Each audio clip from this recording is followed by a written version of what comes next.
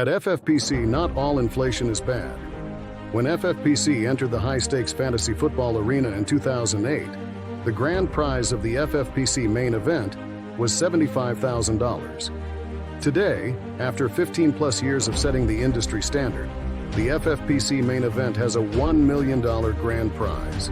Since 2021, the FFPC Best Ball Tournament grand prize has tripled, and the Superflex Best Ball Tournament is now the largest contest of its kind in the world.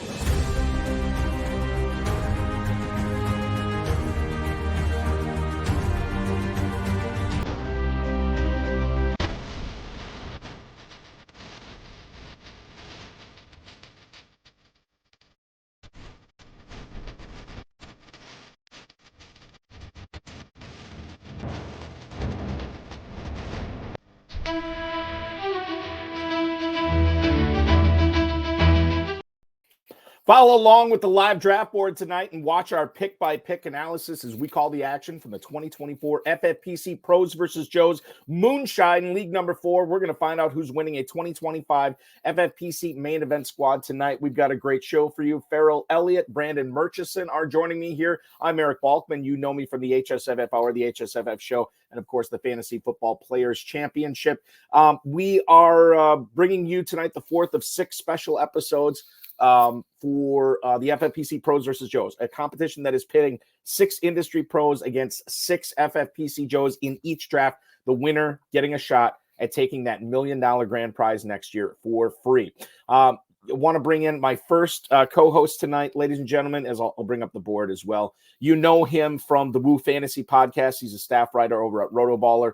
You follow him on the X at Roto Superstar, and you saw him draft in this competition this past Tuesday. Please welcome back onto the program, Brandon Murchison. Brandon, welcome aboard, man. Thank you very much. And you wanted the best, you got the best. We are back, ladies and gentlemen, to cover Pros versus Joes, the Moonshine division. I'm looking forward to it, Balky. Great to be back on with you, man. Always a pleasure to be joined by you too, for sure. And we are going to get into the action here shortly. Remember, you can always follow us on X at Eric Balkman, at HSFF Hour, at Roto Superstar, at Rotoballer as well. Check out Farrell's Kentucky Fantasy Football State Championship over at KFFSC.com. We'll be joined by him shortly as well. High Stakes Fantasy Football at gmail.com is where to send in all of your questions. We'll try to get to all the chat rooms questions, X posts, and emails throughout the show tonight. Thanks to our hard work of our producer and mutual friend Rob and audio engineer, my best friend Bryce, as we are now through one round here, ladies and gentlemen. I'll take you through it. The first overall pick was held by Josh Hayes over at Rotoballer, Brandon's cohort. He ends up taking Christian McCaffrey, number 1. Then you're looking at Daniel Wright and Gino Donnie, 2 guys that we just had on the HSFF Hour a couple of weeks ago. They go with CeeDee Lamb at the 102.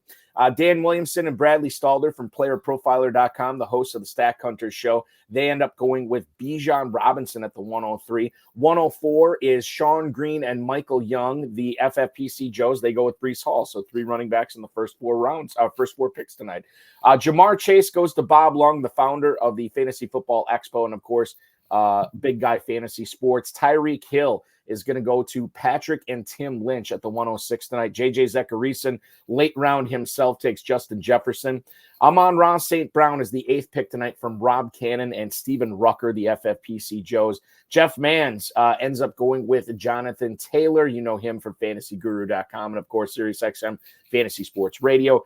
Jahmyr Gibbs is the 110 pick tonight by John Bauman and Gordon Chappell. They take Jahmyr Gibbs at the 110, followed by A.J. Brown to Estadio Fantasies, Mauricio Gutierrez, and then Garrett Wilson, the final pick tonight of the first round, the 112 to the longtime FFPC best ball drafter, Danny Mueller. We'll bring him in right now. You've probably already been registering over at KFFSC.com, the Kentucky Fantasy Football State Championship. He is the man, the myth, the legend, the definitive commissioner of fantasy football. Welcome to the broadcast, Farrell Elliott. Thank you, Balky and Brandon. How are you guys this evening? We're doing excellent. Excited to kick off, week number 2 of Pros versus Joes, which is really fun. And once again, Brandon, we see no tight ends go in the first round tonight. And it's just, maybe it's because I've seen so many FFPC drafts over the years. It's still bizarre to see no purple in the first round of so many FFPC drafts this year. What do you make of that? I mean, does that mean that the elite tight end no longer exists, or is it because there's a ton of elite tight ends this year, and we're going to see why in the second round? Yeah, I was very interested to see how the first round, especially the wrap, was going to turn out to play out in this draft tonight. I obviously, in Tuesday night draft, I was drafting from the 1-2 turn. I went with Trey McBride with the 2-1 pick at the that spot. And just to watch, and now that we're seeing the board kind of play out as we were talking about it, here comes the tight end run. And that's kind of what you're looking at with that. You're playing at the end, the 1-2 turn, or even the 11th pick. You have to kind of really hedge your bet and decide what, playing the scoring format, you want to look, hey, I need to get into these tight ends. These guys are getting that tight end scoring. And you want to be on the front end of a run, like I mentioned on the draft the other night. You want to be on the front end of a run instead of chasing a position that's very, very vital with this scoring format. Isn't that the truth? Because if you're at 11-12 and you don't tight end here, you better get ready to overdraft, or draft him right at value, Evan Ingram. And maybe somebody jumps and takes him before. Now you're looking at Ferguson, and now you're thinking about, does Kittle have a better production in the year? And okay, maybe you wait a little longer here because in this format we're going to end up with 3 tight ends. But nevertheless, it's a long wait to get those purple stickers on the board. We want to mention, too, this is a best ball slim format, 20 rounds, set it and forget it, and there is no prize for second place in this tight end premium scoring. First place will get a free entry into the main event next year. That is it. I didn't get a chance to talk to you, Brandon, after your Pros versus Joes draft on Tuesday. How confident do you feel in that team winning an FFPC main event entry next year? I feel pretty good. After the draft was completed the other night, the way things played out, I didn't feel like I was really, reaching too far out for players that I wanted to get on this roster. Obviously, you mentioned it's best ball format, so I felt like I let the draft come to me. I was able to get a lot of the guys that I was targeting coming into the draft, and the way that I put that roster together, I was getting Joe Burrow a little bit later down the board. I'm getting a fantastic quarterback to kind of be the head of this team, and I feel like that team's going to have a really good shot for the 2024 season in that division. I recall that it was my favorite team, and I believe, yes, Balky, that even Terp, after initial restraint, because he was in love with Team 4, but after initial restraint, he jumped on the bus with us. Did he really? I think he did. Of course, I'm going to say that myself, yes. Yes, there you go. Because, when Terp endorses you, that's something you don't forget in your lifetime. That's true. That's very, very true. Very true. We are powering through the second round here, and Brandon alluded to it. We have 5 tight ends go within 6 picks. The only one that stuck out as a non-tight end in the middle here of the second round was the Lynches, Patrick and Tim, going with Drake London to pair with Tyreek Hill instead.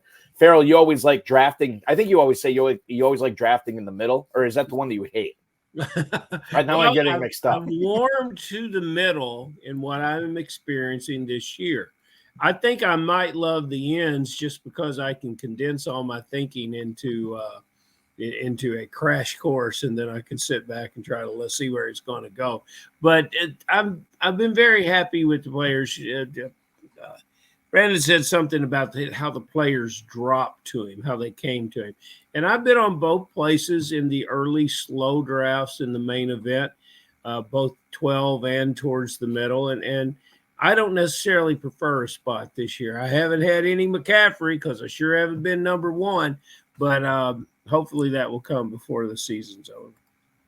We are powering through the second round. I know that some of the guys in the chat talking about Kyle Pitts going in the second here to Bob Lung over from Big Guy Fantasy Sports. ADP of Kyle Pitts is normally 306, but Brandon Bob went up and got his guy here. He pairs Pitts with Chase here at the start, and it's one of those things where, yeah, maybe he makes it to the middle of the third round, but certainly a statement here from Mr. Lung on how much he values Pitts this season.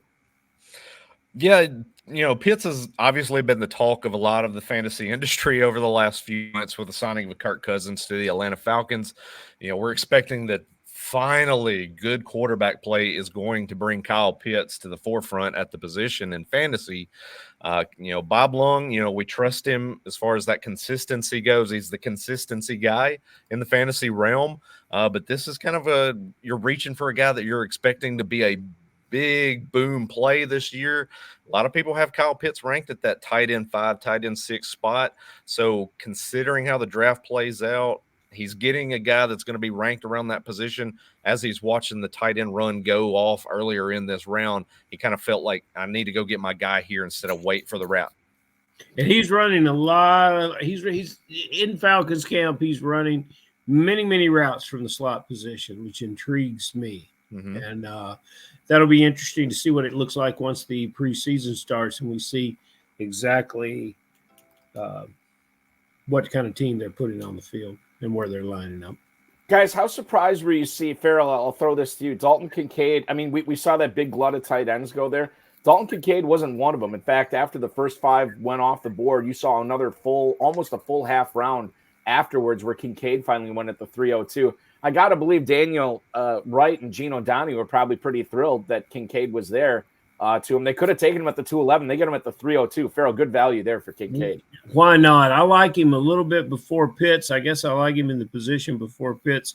So in this draft, as far as my values, I would flip Pitts and Kincaid. But yeah, that's as far down as I've seen Kincaid go in a while. One of the things we always talk about on this show is a lot of the pros are, they're in the fishbowl, so to speak, where, they're producing content and everybody hears it, everybody sees it, everybody reads it. And Henry Muto pointing out here with Josh Hayes at the 212, he said he knew Kyren Williams was going to be the pick there for him because he listens to him every day on Rotoballer Radio on Sirius XM every morning, and he knew Kyren Williams was going to be the pick. Kyren Williams and Christian McCaffrey here. Brandon, that's a pretty strong start. I mean, this is best ball slim, obviously. So these running backs, there's kind of a premium on them up there. But, man, if Kyren Williams stays healthy, what a 1-2 punch that is for Hayes from the 1 spot.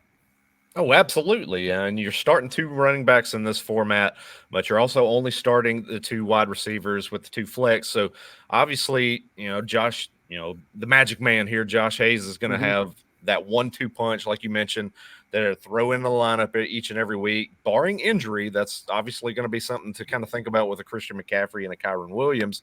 But assuming those 2 guys stay healthy, I'm expecting to see Josh now kind of attack the wide receiver position and eventually here in the next couple of rounds probably go ahead and grab his tight end for this format too. But that's definitely an amazing start, getting 2 guys that could be top 5 at the position, right there at the 1 spot and then coming back around at 212. Does Kyren Williams catch any passes, guys? Yeah, he does. Yeah. He's not like at a Gibbsian level, but he catches passes for sure. Okay. You see, I kind of like with Stafford, I think one of the things holding him back from even being a fantasy draftable quarterback is I see so few passes to the running backs. Kyren Williams, I think, is you have to expect him to rush for 1,700 yards to deliver what he did last year in fantasy numbers, and that's a tall order. And he can be a very effective back without getting there. I don't think we're going to see that kind of yardage out of him this year. 1,144 rushing yards last year in 2023 in 12 games. He also, in those 12 games, caught 32 passes as well. So that's where the other yardage came from. Yeah, exactly. He had 200, just over 200 yards there, 15 total touchdowns. It was a banner year for Kyren Williams. Could we see some regression in the mean? I don't know. I think that's certainly a lot of people are betting on it this year. I have been misinformed. And if 1,100 is what we got from him rushing, I think he can hit that again. He's just got to stay healthy. And I know Eric R in the YouTube chat right now saying Kyren is a little brittle for me to take in round 2. Eric R said hello to me. Hello back, Eric R. Okay, there you go. One of the things that we always pay attention to in these pros versus Joes drafts is because some of the pros maybe aren't super familiar with the FFPC and they see how tight ends get the premium scoring. Sometimes they raise up, sometimes they fall down in drafts. We're seeing them raised up tonight. Tight end 7, normally not off the board until the early 4th round. Well, here in the mid 4th round, here in the early 3rd, we see tight end 7 off the board with Evan Ingram. How do I know this? Because I go to fantasymojo.com, at FantasyMojo on the X. Darren Armani, the godfather of the Pros versus Joes challenge. Each and every year he puts this together. And anytime we cite ADP on this show or the HSFF Hour, it's always due to his website, fantasymojo.com. And who better than to be our first guest tonight than the man, the myth, the legend, the Darren Armani. Welcome to the program, my friend. Look at him. Yes. Look at you guys. Yes. There he is. There he is. Farrell, I got to tell you, today I drove 300 miles from Pennsylvania so that I could enter into a contest for the KFFC. Mhm. Finally, I was able to legally enter. Well, you got to get that S in there. It's 5 letters, and but either way, you would have had driven that 300 miles. But This is Darren, true. you're good company. So when you're out cruising by yourself, I mean that's a good thing, Yeah. And it is, and maybe you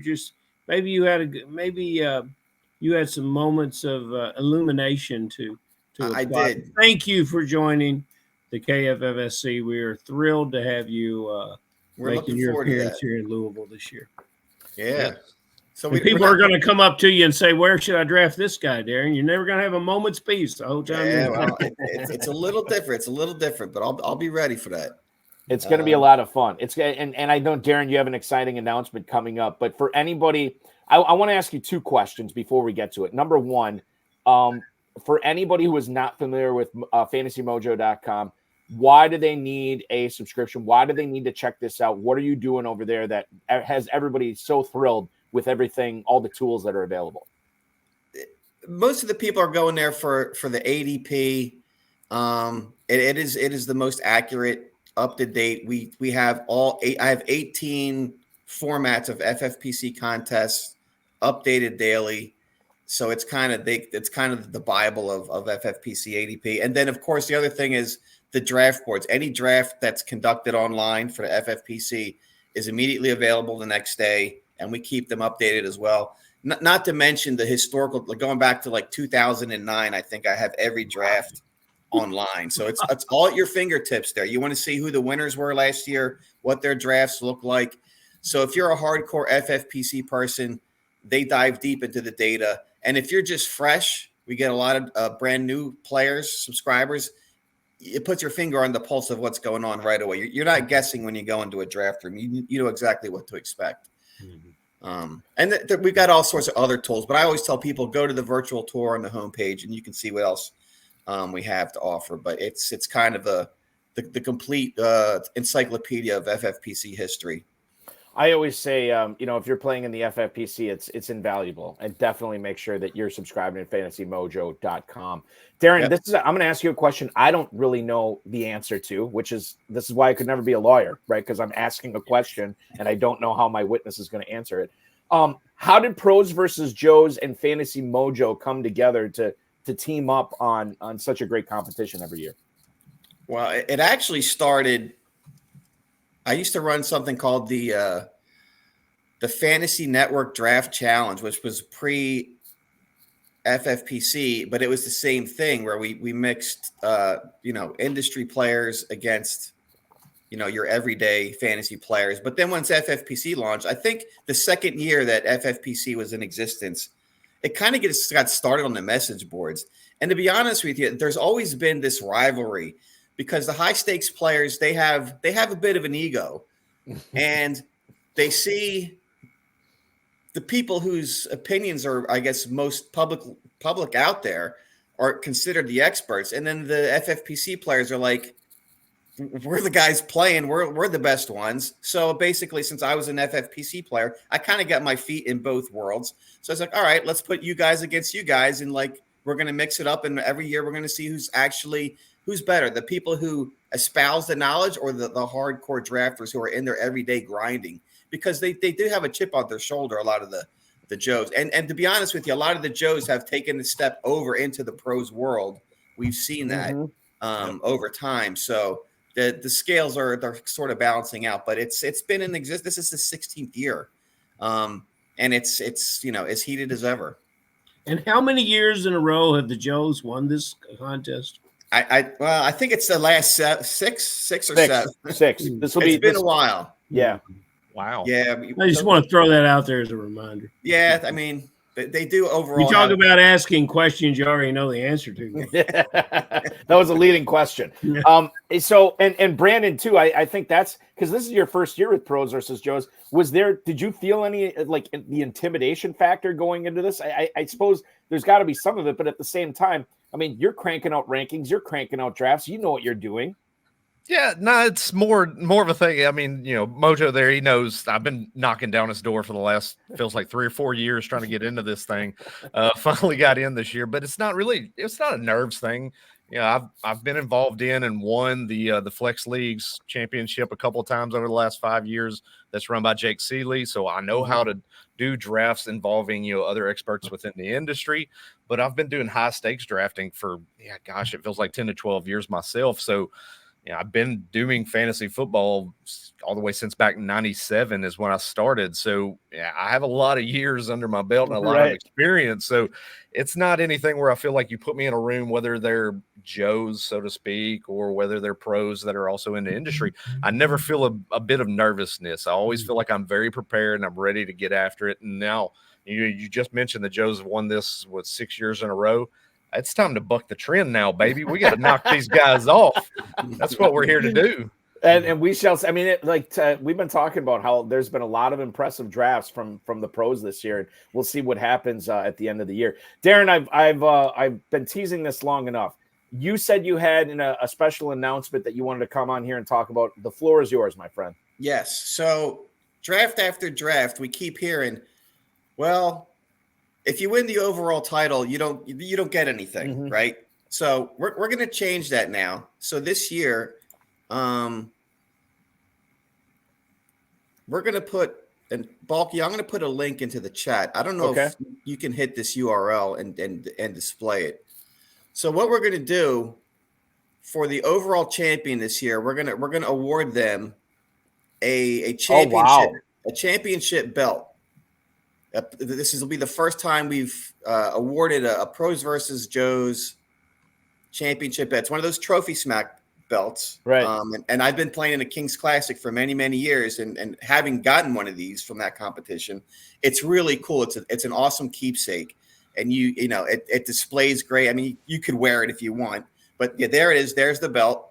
So it's Pros versus Joes overall champion. So across the 7 leagues, if you have the highest amount of points as the overall winner, now you're going to get this belt. You got the FFPC logo, you got my logo, and then we'll have each year we'll have the little branding logo for the tournament. So something for people to really aim for now, as opposed to just being totally a confined format. Now it's got a little bit more of a tournament, feel to maybe how you're drafting. Tom Szymanski right now. I would wear that to work. That is fantastic. That is great. What if Tom? I don't know what you do for a living, but what if you're a doctor and your doctor comes in wearing that with a matching lapel pin? I mean, it would be just fantastic to wear to work. Oh yeah, for sure, absolutely. I'm gonna have some hard time getting some shoes to match that though. But right. Well, that's exciting, Darren. That's fantastic, and this will be the first year that we're doing it. So. No longer is there any sort of unattached glory with no tangible prize.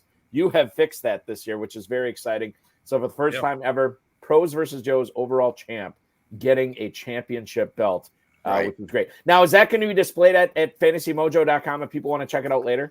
Yeah, I'll put it on Twitter. I'll put it on. We got the Pros versus Joes portal page, as I call it, where you have all the draft boards and all the information. I'll put it right up there, and we'll see at the end of the year, who pulls it down. It's not just going to be for bragging rights anymore to be the overall champ. You're going to get something that now if it's one of these shared teams, they're going to have to fight over who gets to hold it for the year. But we'll put both of their names on there. Right, exactly, and yeah, they can just. 6 months at one spot, it's just like the Stanley Cup, right? Everybody they'll figure it out. Yes, exactly.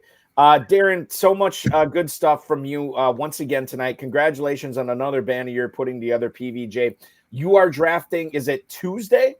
No, I'm actually drafting in a slow draft this year because I'm traveling. Slow. Okay, all right, gotcha. So, right. And it is a slow draft, I'll tell you. But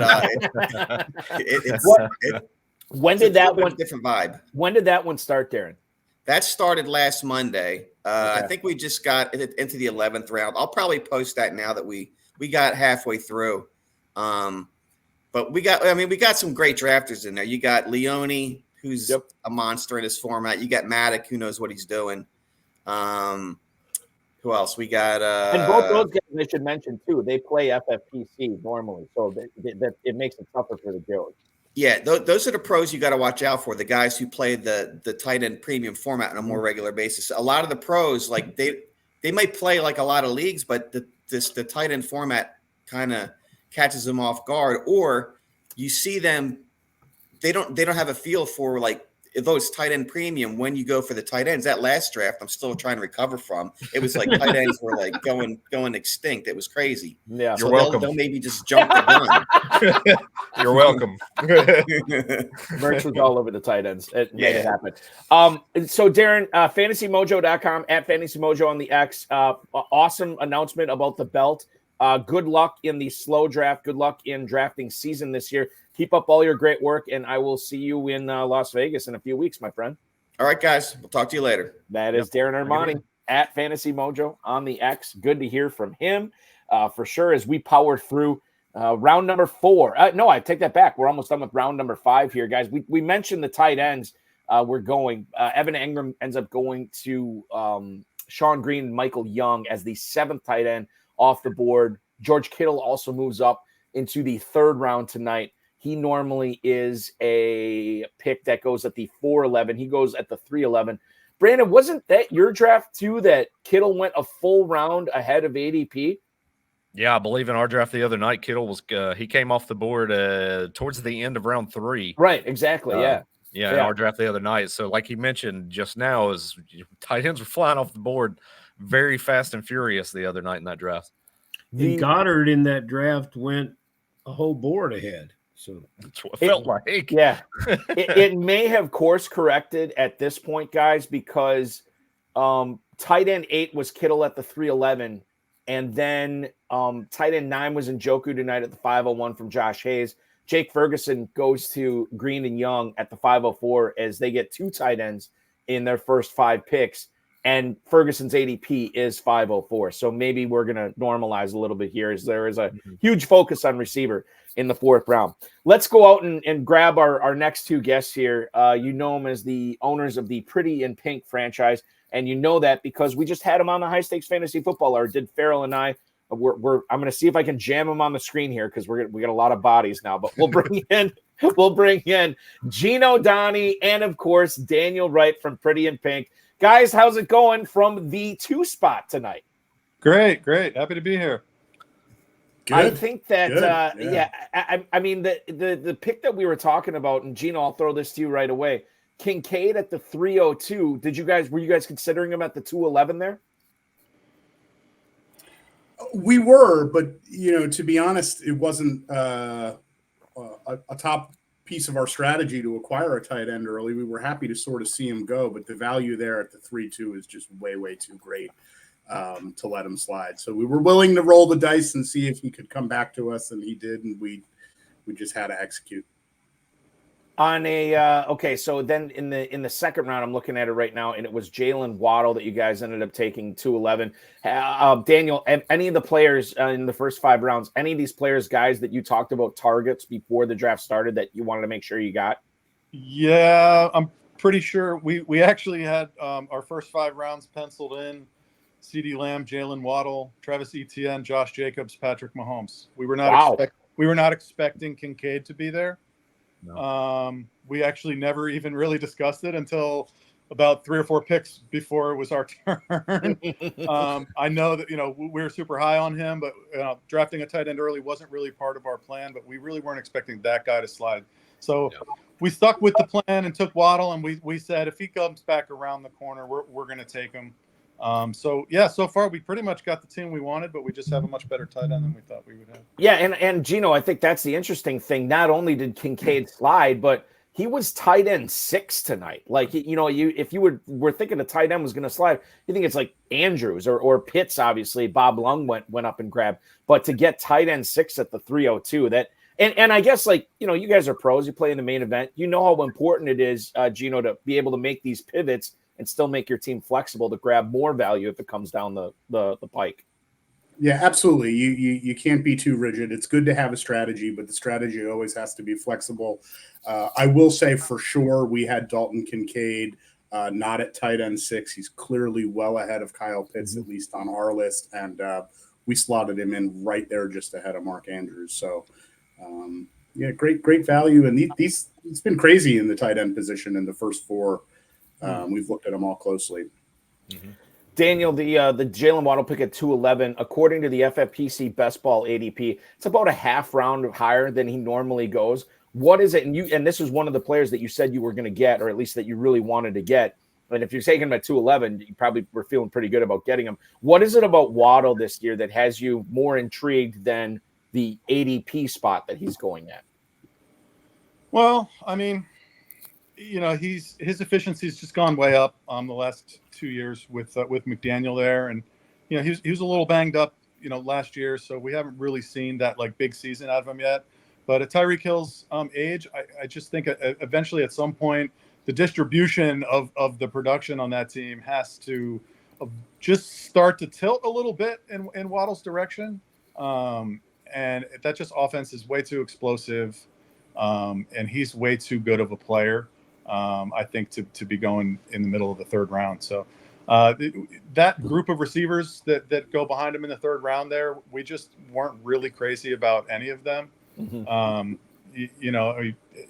I think most people are kind of all over the board on that group of receivers. I mean, Nico Collins went a full round, I think, later. He was probably next on our list after Waddle. So, yeah, there's a lot of good players there. But, yeah, we really want to have a piece of that Waddle. And we're feeling like he's going to start to get a little bigger piece of the pie. Yeah, Sean Green, go ahead. I'm sorry. Go ahead. I was just going to say, we if you look at the Ike Bruce to Torrey Holt transition and the Marvin Harrison Sr. to Reggie Wayne transition, we just feel like this is the torch pass year, and Waddle just takes the mantle there.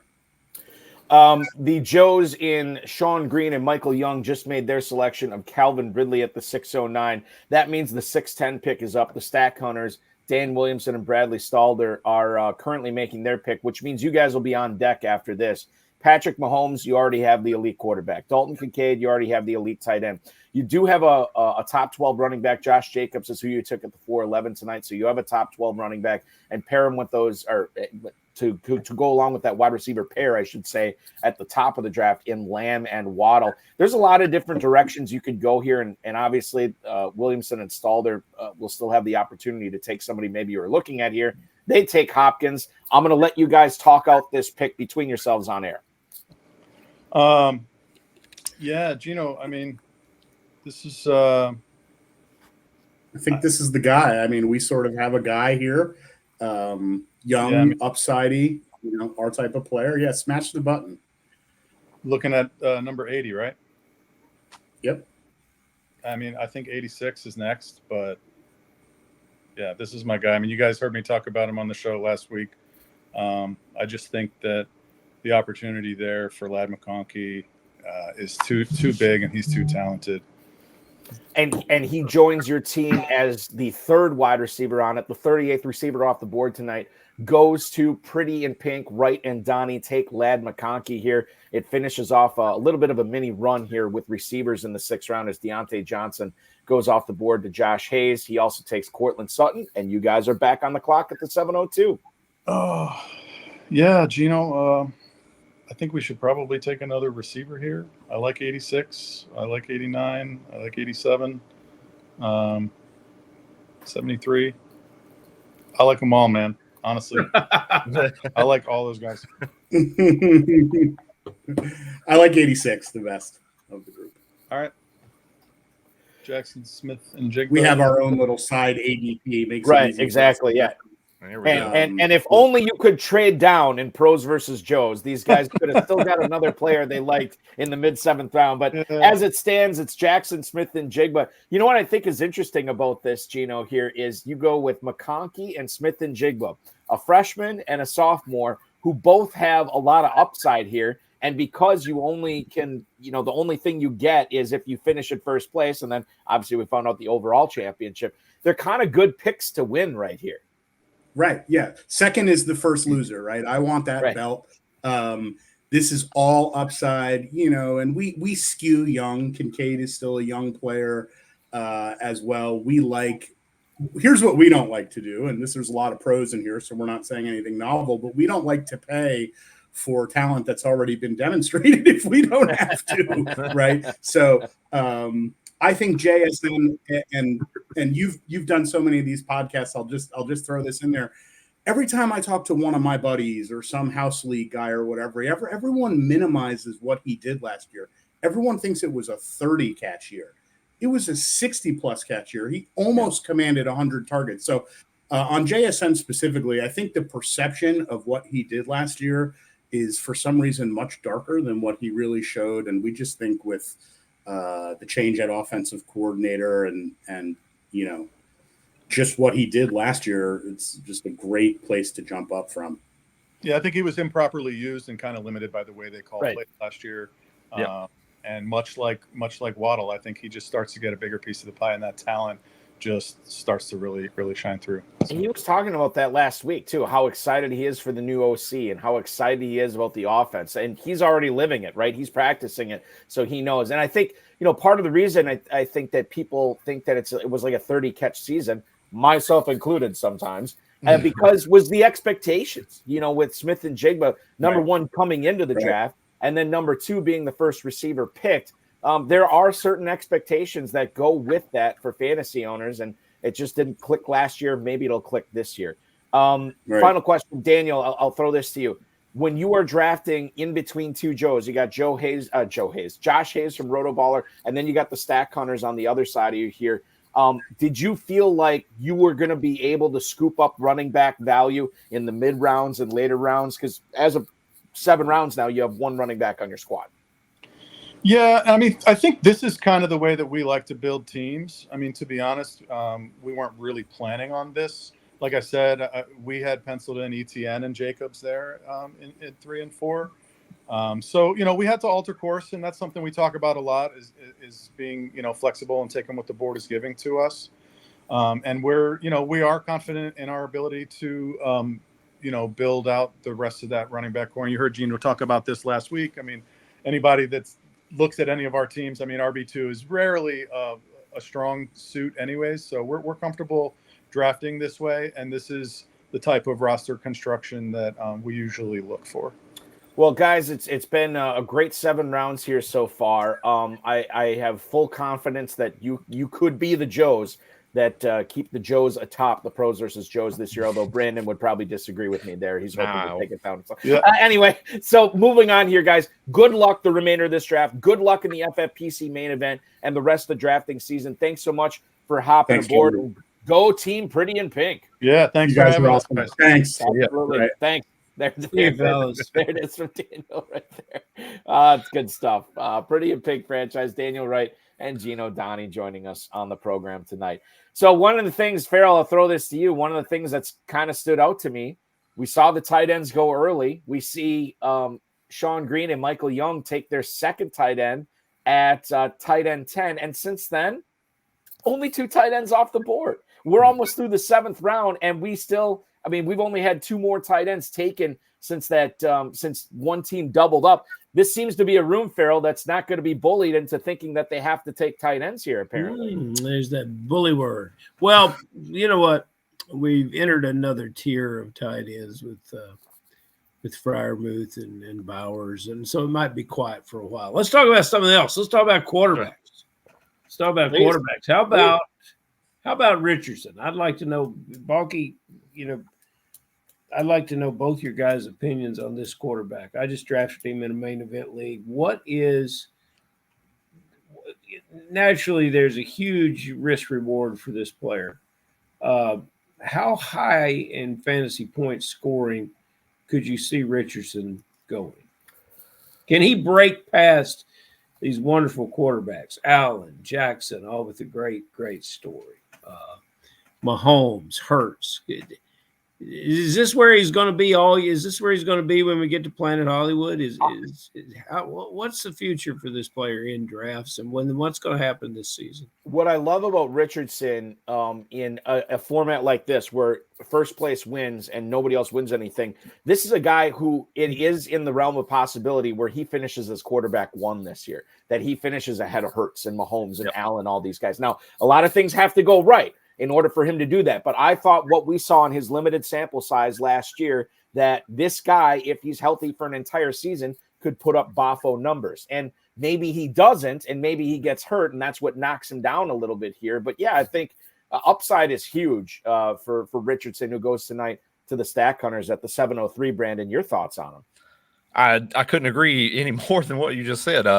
Richardson, to me, he's a fantasy game breaker. You know, we saw it, the small sample size last year. He led the league in fantasy points per drop back, which is kind of a key stat you want to look at the position, especially in this type of a format. You're getting 4 points per passing touchdown. Going to put a little bit more of an emphasis to the running quarterbacks, and those guys kind of come up the board a little bit more. Anthony Richardson's a guy, you know, Farrell mentioned it, and you know, if he stays healthy, if he's on the field for 17 games, this is a guy that's going to be pushing for that QB1, QB2 type finish. And, you know, let's not leave out the fact Shane Steichen is a guy that orchestrated a QB1 finish for a Jalen Hurts in Philadelphia before coming over to Indianapolis. And he's installing those same type of mentalities for a guy like Anthony Richardson. So I see the sky's the limit for a guy like Richardson this year. And, you know, Balky, with your quarterback there in Green Bay, Jordan Love, just signing the huge contract. If you look at what he had last year, the light kind of came on in the middle of the season. Mm-hmm. That's where he really began to stack up stats and look comfortable and look like the quarterback that we expect to see. And we were right about him last year in the drafting period. It just took a little time to get cooking. Richardson was cooking from day one last year. And you think if he were to build on that, and if he would have a better second half than first half, I think that's what we're looking at for this player. We get to see it. He's so strong in the pocket. He's not necessarily a rhythm quarterback. We had drafters talking about Josh Downs the other night, and I didn't bring it up, but it gives me pause because I don't see the slot receiver in timing and quick routes really doing a lot in this offense. I see downfield guys and guys that can make the contested catch. I think Pittman, who's slipping into the 4th round, has a year, perhaps his best year, with Richardson on the field for the whole season. The other thing I should mention here too is we're going to get to our next guest in just a minute. Anthony Richardson, interesting quarterback chicken that was being played with the Stack Hunters here at the 6'10". They didn't have a quarterback yet. They see that Pretty in Pink had Mahomes. They see Josh Hayes had Jalen Hurts. They grabbed DeAndre Hopkins, their 4th receiver, and then sure enough, Anthony Richardson comes back to him at the 703. So smart drafting there by the Stack Hunters. If it did play out that way, I could just be making this up too. Yeah. Considered it. But and by the way, the value on Richardson tonight, really, really good, Farrell. And Brandon, 5'10" normally, he falls to the 703 tonight. Crazy. It is. I mean, and it's not like, you know, these other guys were overdraft. I mean, Josh Allen slipped maybe a little bit less than a half round. Jalen Hurts was actually almost a full round. Patrick Mahomes was about a half round or so. Lamar Jackson was kind of where he normally goes. But normally we see that 5th quarterback be pumped up into the mid 5th round, and tonight he falls into the early 7th. It's crazy stuff. The green room is getting crowded, so I'm going to usher one of them out to the stage here. You follow him on the X at Bob_Lung. He is responsible for one of the best fantasy football publications out there, and he is the pride of Canton, Ohio, the founder of the Fantasy Football Expo, Mr. Bob Lung. Bob, welcome aboard tonight. So glad to have you. How are things from the 5-hole tonight?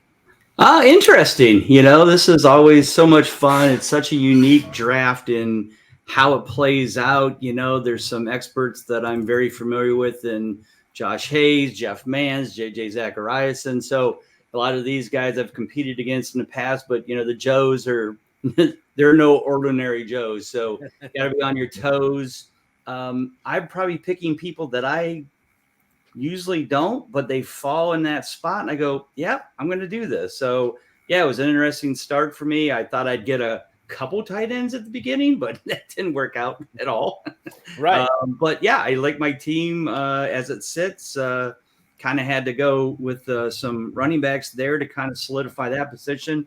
I was really happy to get Chubb. I'm reading so many good things about him locally because I live in the area. He's running, he's cutting, he's, even though they put him on PUP, for now, I really think he's going to be back a lot sooner than people give him credit for. If he can play even 10 games, 12 games, it's a bonus at this spot. So yeah, pretty happy so far. So so let's go through this. And Joe House is commenting in the YouTube chat right now. Bob, he says, anybody worried about that Jamar Chase holdout situation? Bengals are cheapskates. I doubt they'll pay up. You clearly have no worries about it taking him at the 105 tonight. I mean, they know that he's the man. They got Higgins to basically take the spot there, the tag. So they'll do what they need to do. They understand that. So I'm not too worried about it. Everybody's playing this game. It's the same thing as happening with Justin Jefferson and, CD Lamb and, those kind of, or not Jefferson, CD Lamb. And, some of these folks, even Tyreek is talking about, hey, I need a bump now. So they're all going to keep playing this chicken game. And, and as long as they keep paying these people, these guys, it's going to keep going. So I'm not too worried about it. They'll be on the field. So the pick that had everybody buzzing not everybody, but a lot of people buzzing, Bob, on YouTube was the Kyle Pitts pick at the 208 tonight. You have the opportunity to take the fifth tight end off the board. You went with Pitts over in Kincaid here. Tell us a little bit about why Pitts was the pick, not only a tight end for you there, but any position. You decided to go with Pitts at the 208.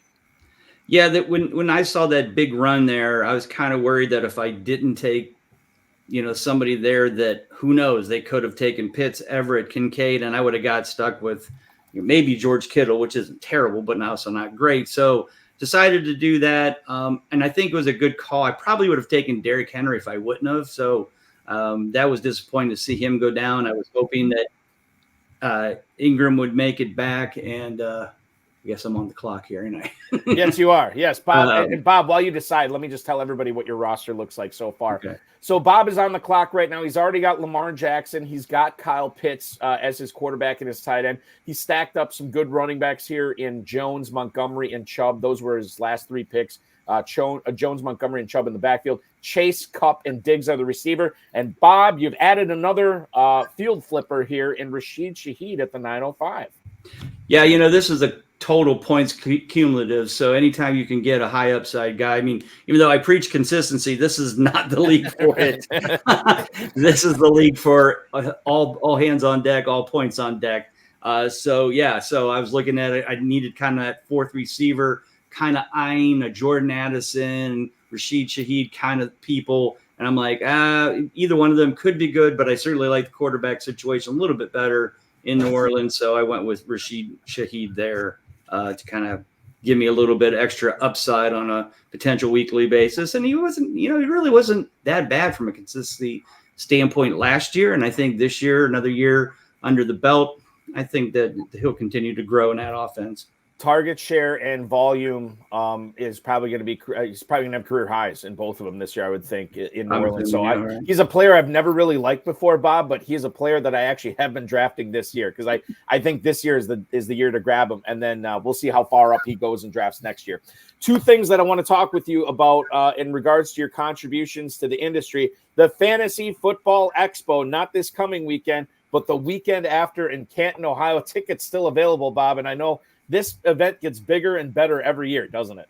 Thank you. No, I appreciate that. Yeah, we just have so much fun. It's such a great weekend, just a lot of camaraderie, brings the community together. One of the most exciting parts about this year is how many new folks are coming to town.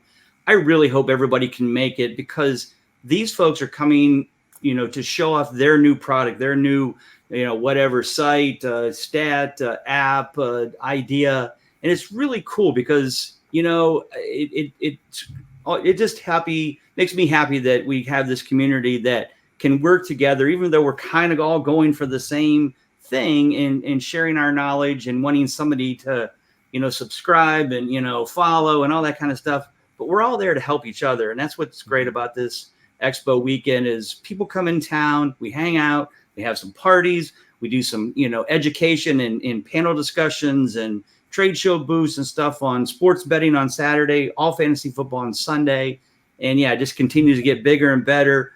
Folks like JJ, Jeff Manns, and those folks have all been out to this. JJ's coming back again this year. We do our Kings Classic, which is the best of the best drafting live from the Pro Football Hall of Fame on Saturday on SiriusXM Radio. And we just have a great time. So anybody who's never been to this, you're out there listening, thefantasyfootballexpo.com, get your tickets. Come out and join us. Have some fun with us. Yeah, and FFPC is also very kind to donate a $2,000 entry fee into the $1 Million contest that we give away to everybody who attends the event. So that in itself may be worth it. You could come to the event, then become a millionaire. It's that easy. Where else can you say that, right? Exactly. Not too many conventions out there can do that. The other way that you can become a millionaire is checking out the Fantasy Football Consistency Guide, which is available for purchase on Amazon right now. Something that's been nominated for awards. Well, I mean, I don't know, the last 7 years in a row. Yeah, there you go. Yeah, I mean, it's right up there, Bob. And we kind of talked about this in one of the other shows I do. But you kind of talked about like it's a labor of love, but it's something that I think you've honed in on. How you develop this and how you put it together every single year.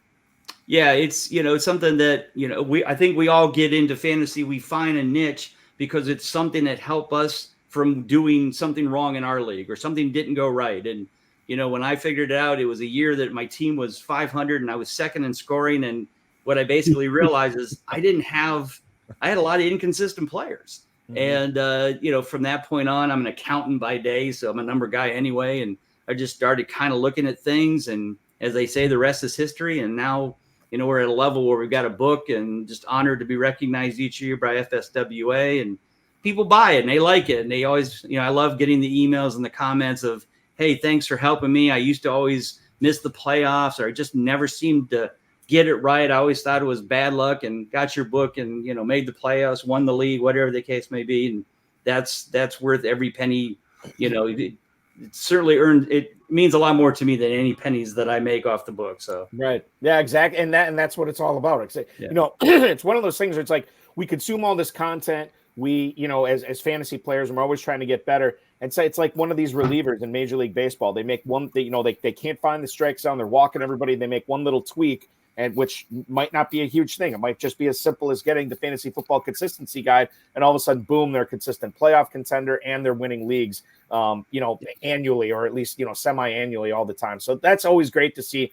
Amazon.com, just search for Fantasy Football Consistency Guide, right, Bob? That's the best way. That's it. Yeah, it's that simple. You'll find it. And if you're an Amazon Prime member, you get it in 2 days. You can get it for next weekend's drafts or whenever they're coming up. So yeah, grab that soon, and always there to help out. Thank you guys again for the Pros versus Joe. Eric, thank you. Gentlemen, Thank you for being here. Just wanted to stop in and say hi, and just thanks again.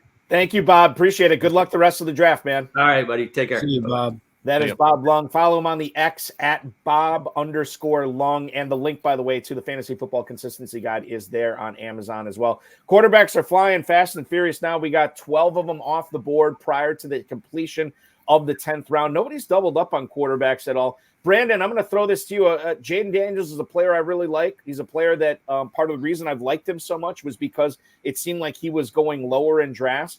I think the secret's out on him. Quarterback 10 here tonight to Mauricio Gutierrez from Estadio Fantasy.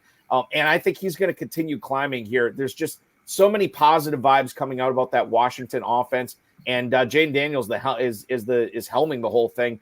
I think the days of him being a 9th round pick, we might be seeing the end of those. I think he's going to keep going up. Yeah, he's a guy that's going to become a more of a household name as we get through training camp. And you mentioned it, a lot of guys like myself, Derek Brown, we've been kind of really pushing the narrative with Jaden Daniels, even going back through the NFL draft process. Both of us had him as our QB1 coming into the NFL draft, and now you're starting to see a lot of people kind of catching up to Jaden Daniels now at this point. He's a guy that's, kind of a lesser degree, almost like a cheaper Anthony Richardson. He's going to provide that rushing utility and give you the points from that side of things, but not to mention the fact that the guy can just absolutely sling the ball around the field, and that's something that's just not talked about very much with Jaden Daniels.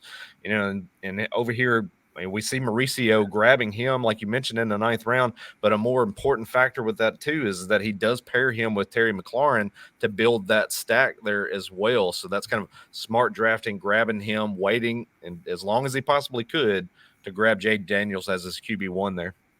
Farrell, the other thing I'm noticing here is we're seeing some quarterbacks being doubled up on now. The duo, the FFPC duo of Cannon and Rucker from the 8 spot tonight end up going with Allen in the 4th. Now they get Jordan Love in the 10th. Bob Lung just took Tua Tagovailoa in the 10th after taking Lamar Jackson in the 5th. But when you're drafting best ball teams, Farrell, is there like a sweet spot for you where, you like to have 2 quarterbacks at X point in the draft, or is that not a rubric that you follow? It's just kind of a free flowing thing.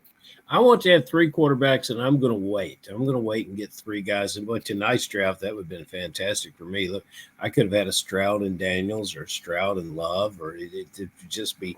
I could have a lot of fun with this. So it's a situation where, I don't like in best ball to give that big draft capital away to that frontline quarterback, because I think 3 is better than anyone's 2. Although, man, this is overkill with Allen and Love, and I see some guys going in front of Love that I just necessarily would not pick in front of him. And maybe I'm trapped into just remembering what the end of the season was. But, Brandon, we come on here, Balky and I, and the message board is full every conversation, and even at the tight end position, about who the guy is going to be with the Packers. And everybody's got their favorite.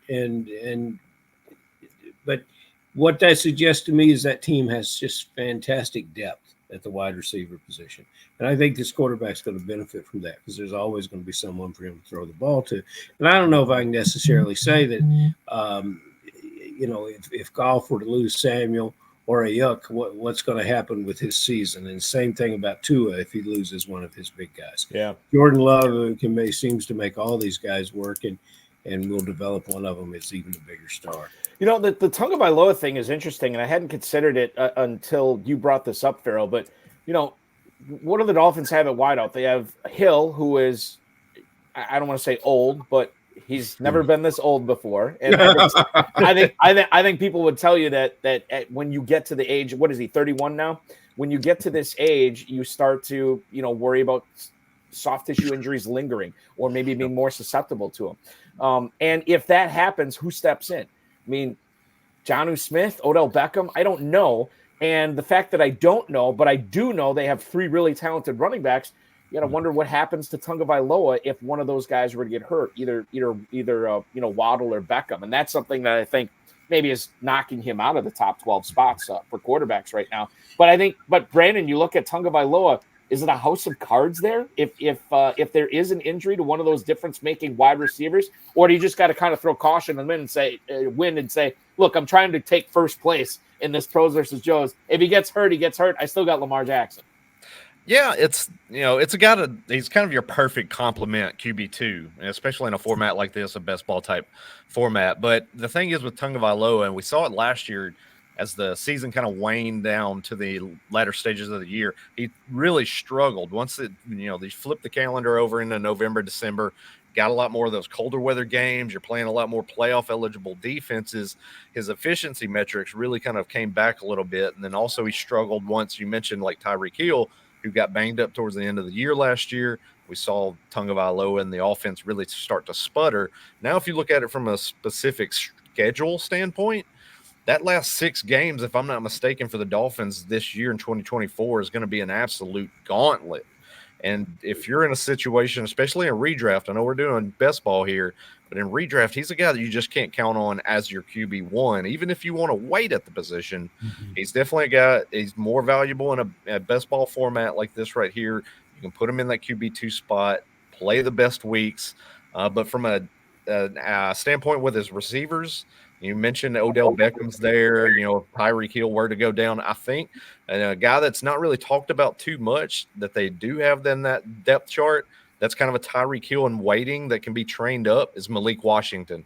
And he's a guy that's very, very slim, quick, very route precise as well, too. And he's a guy that, if you're looking at a guy on the waiver wire and we get into the season, if they were to get some injuries to come into play there, Washington's a guy to remember. Yeah, he's going to need Tua's going to need Hill to get those 35, 40 touchdowns. And I guess Tua will just never be the apple of fantasy drafters' eye. Did he lead the league in passing yards last year? I mean, he was knocking on the door if he wasn't. 4,700 yards, 4,600 yards. It's about as good as he can do, and it's just not ever going to make him the number one guy that we all would want. Tyreek Hill did just turn 30, so he will not turn 31 until next spring. Tunga Vailoa did lead the league in passing last year, Farrell, 4,624 yards. That was about 50 more than Jared Goff, who came in second place. A guy who never comes in second place is our next guest. He is the host of SiriusXM Fantasy Sports Radio, Rotoballer Radio, from 6 a.m. till 7 a.m. Eastern Time, Monday through Friday. You follow him on the X at Josh Hayes. Please welcome onto the show, Josh Hayes. Thank you so much, Josh. And by the way, I butchered your X name, Josh Hayes FS. Josh Hayes FS on X. Easy for me to say, right? You also said he had never come in second place, which I mean, I guess you're saying he's an eternal champion. He's an eternal champion. Yeah, absolutely. Okay. Yeah. Josh, welcome aboard, man. I think you're on mute. I think we might have you on mute. Sorry. Hold on. There we go. Josh, welcome aboard. Yeah. Thanks for having me. Does this mean I'm going to win Pros versus Joes for the rest of my life? For a second. This is so amazing. It's pretty cool because you will be the pro that ends the Joes streak here, Josh, of winning all these Pros versus Joes in a row, which is fantastic for you. Last year, 9th place overall in the competition. So good on you. And I think was that Henry Muto that was saying before, you won your league last year too. I won my league last year. I've been lightly complaining to Darren Armani that my preseason odds stink every year. So maybe this year, as like a defending champ, I got bumped up. I think I had the second highest odds for the first time in forever. I mean, it's really embarrassing. Like if you look at the odds that he posted for me the last few years, it was like I'm a pro, but I look like it needs Pros versus Joes versus Scrubs or something like that. It's the second worst odds every single year until I finally won last year. So I was like, Darren, you're going to do me right this time with the odds, aren't you? And he posted second highest odds. He was like, wow, all right, thank goodness. A tie 9-1. You and JJ Zachariason both 9-1 to win this behind Williamson and Stalder, and then Danny Miller, the FFPC Joes. So best odds among the pros, tied for second best. There's nothing wrong with that. But I do think we have to talk about what everybody wants to talk about here tonight. Josh, a little over halfway through your draft, how do you feel your squad is looking at the one spot? I like this squad, and I will say that if you look back historically, the last probably 3 years of drafts, including FFPC, I have never gone running back. Mm-hmm. And I had zero plan to. What's up, Javier? Thanks, Darren. Remember, Javier is the one who puts the odds together every single year. Darren is just the mouthpiece. He's the messenger. Right. I want to know if Javier, I need like proof of life for Javier because I really think it's just Darren, you know what I mean, putting the odds together. But either way. He used to email our show all the time. I have not heard from him in forever. But apparently Darren, it's like Hangover 3, right? Where they couldn't get a hold of Leslie Chow. Nobody could find him. But then we find out that him and Alan had been communicating via letters and emails and everything. Maybe that's the relationship that Armani and Javier have right now. I don't know. Anything's possible. Anyway, go ahead with your team analysis, Josh. Oh, sure. So, you know what? And Kyron Williams, I think, as some of the listeners mentioned here, I felt like barring injury and not that Breece Hall run that it came down to finish the end of the season, and the offensive line upgrades, the investment that the Jets have, I had Kyron Williams as the number 2 running back going into the offseason. And things changed with Bijan Robinson and getting a new head coach and sort of being anointed as the guy finally. So when I see him fall all the way down to 2.12, I couldn't help myself.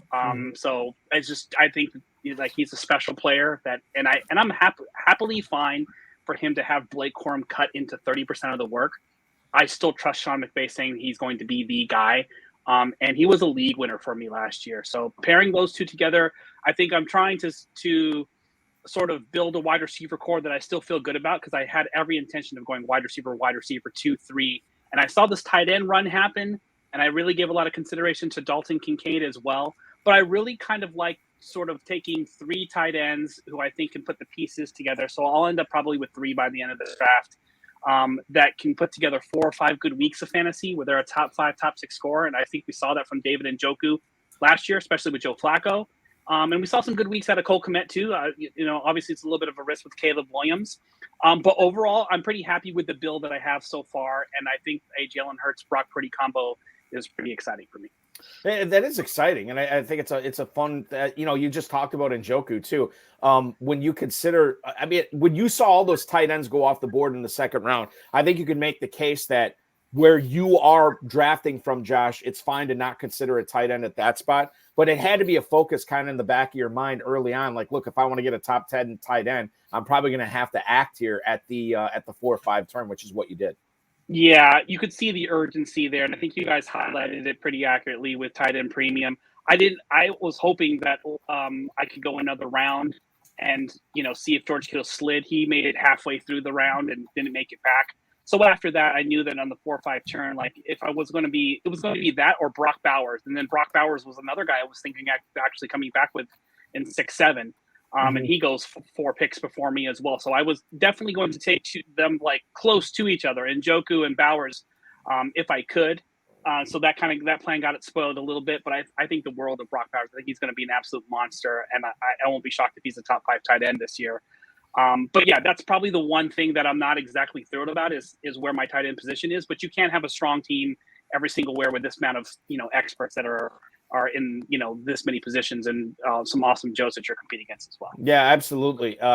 Truer words have never been spoken there. You're going to make a pick here make a couple of picks here at the 12-13 turn. Josh on the clock right now. Just to recap his team heading into this 12-12, you got Jalen Hurts and Brock Purdy as the signal callers. David Njoku and Cole Kmet are the tight ends. Backfield includes McCaffrey, Kyron Williams, Devin Singletary, and then the receivers are Mike Evans, Deontay Johnson, Courtland Sutton, Keon Coleman. And now you've added, you keep the flexibility going here, Josh. Let's talk about Demario Douglas at 12-12. Let's talk about J.K. Dobbins at 13-01, 2 picks after Kamani Vidal goes off the board.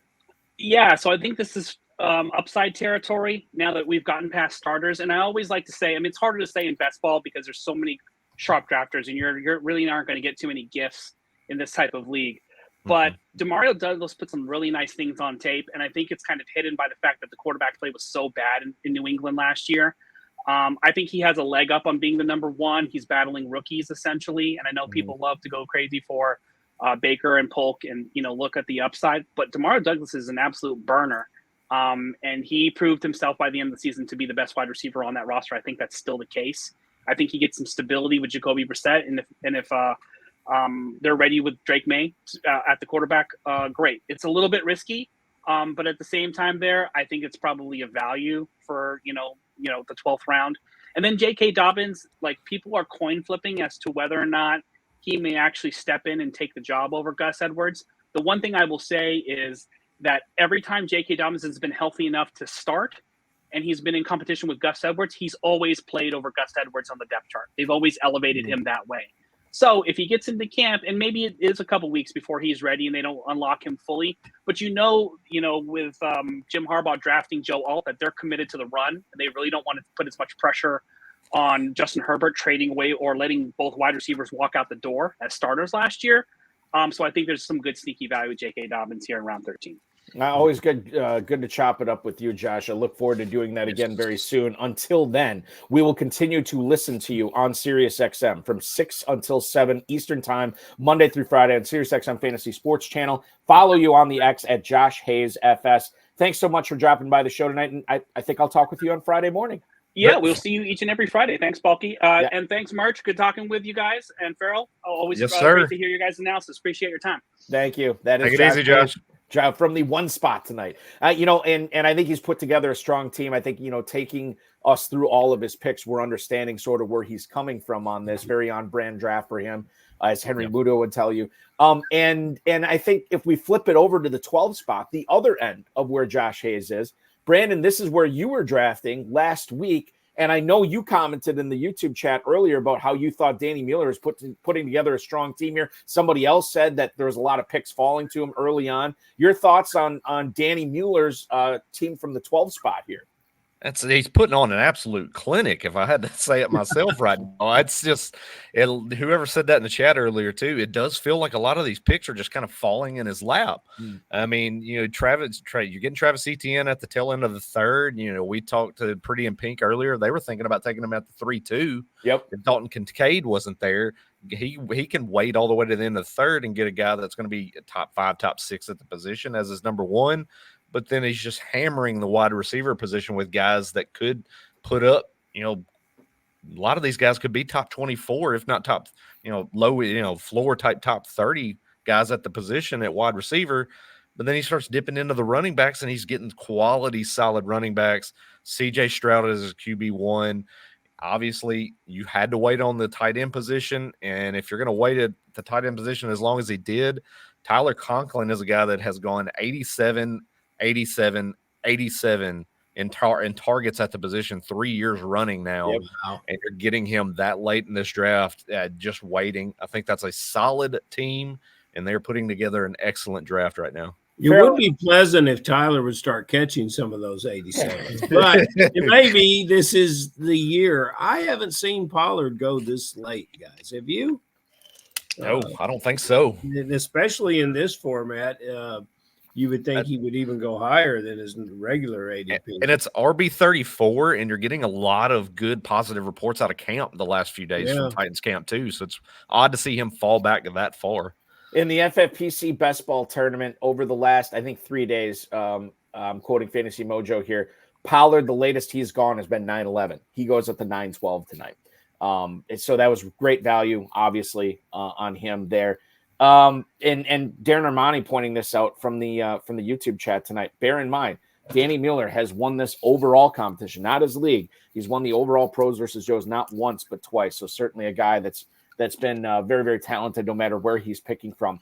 I hope he doesn't get upset at me for saying this, but I look at his draft. So ETN, almost a full round of value, right?